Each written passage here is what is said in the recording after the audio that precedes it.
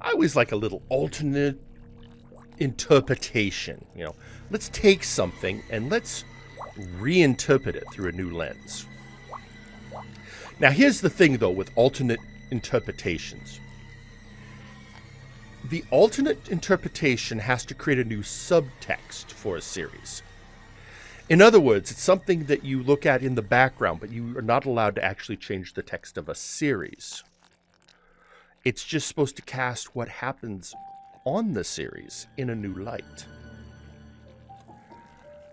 So, my marvelous minions, I present to you my alternate interpretation of Gilligan's Island.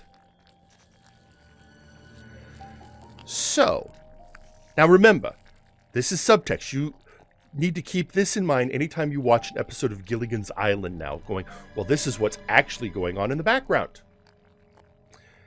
So, here's how it works. We have the 7 castaways. But what if in 1964, the U.S. government decided that it needed to make several people disappear for a variety of reasons. But it didn't want them dead in case they needed access to them at a later date. So they hatched an ambitious plan to strand them on an uncharted tropical island.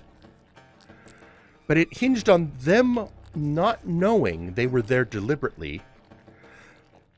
And if they did figure it out that they were there on purpose, they would not realize that the other people were there on purpose as well. Now let's discuss why they wanted each of the castaways to vanish. Well, let's start with Captain Jonas Grumby, aka the Skipper. By the way, that was his canonical... Well, everything's going to be the canonical names from the series. Skipper had a name, Jonas Grumby. And it has been established in Gilligan's Island that he was in the Navy. So in this interpretation, he was a naval officer who came across some damaging information about the Kennedy family while serving under John F. Kennedy during World War II. Now, if what Grumby learned was ever made public, it would end the Kennedy family political dynasty. So after he retired from the Navy, the government arranged events so that he found himself owning a small boat charter company in Honolulu. Next, let us turn our eye to Professor Roy Hinckley. Now, Hinckley was a genius botanist and chemist who was working on a project that involved monitoring chemicals that was funded by the CIA. It was part of a larger project involving behavioral control.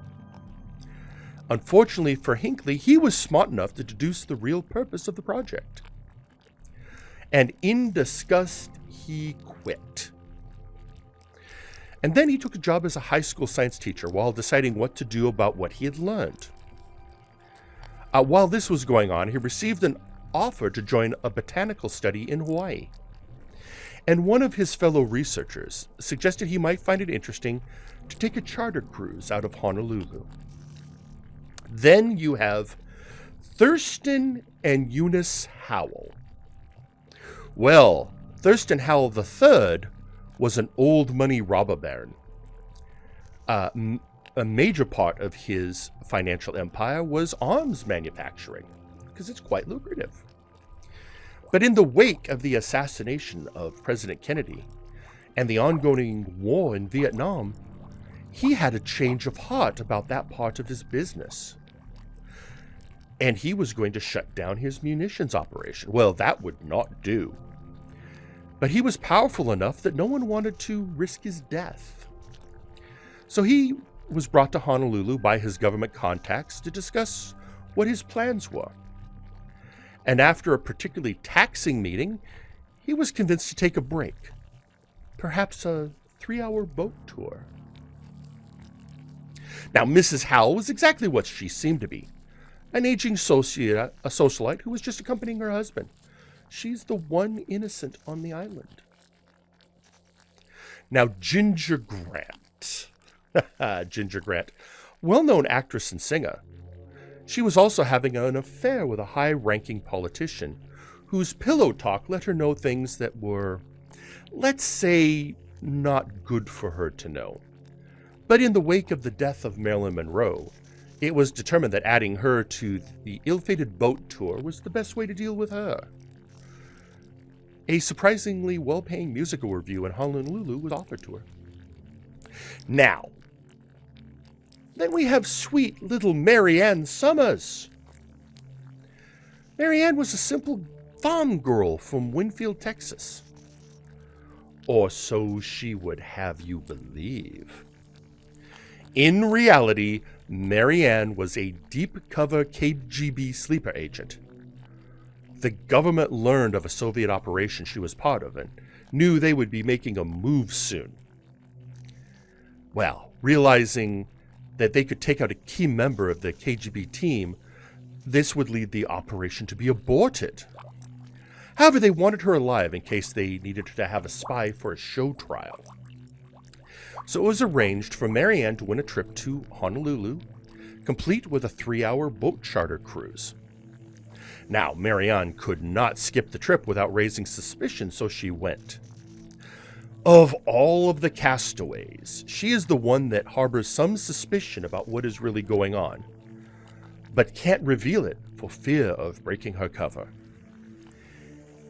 And that leads us to William Gilligan. Gilligan was a highly trained intelligence operative for the U.S. military. When the government learned that Jonas Grumby had information that could topple the powerful Kennedy family, Gilligan was assigned to keep a close eye on him and learn what he knew. He adopted the persona of a bumbling but sincere friend. Gilligan was able to make Grumby accept him as a friend and confidant. When Grumby retired, Gilligan joined him and was able to manipulate him into buying a boat charter service in Honolulu. When the mission came down, he was the one that sabotaged the boat in such a way as it would appear that it went out of control during the storm. Once on the island, it was Gilligan's mission to make sure no one suspected why they were there and that no one escaped the island. And that is the alternative interpretation of Gilligan's Island. Now, go have fun watching the series. Now, go back, watch episodes. Keep that in mind.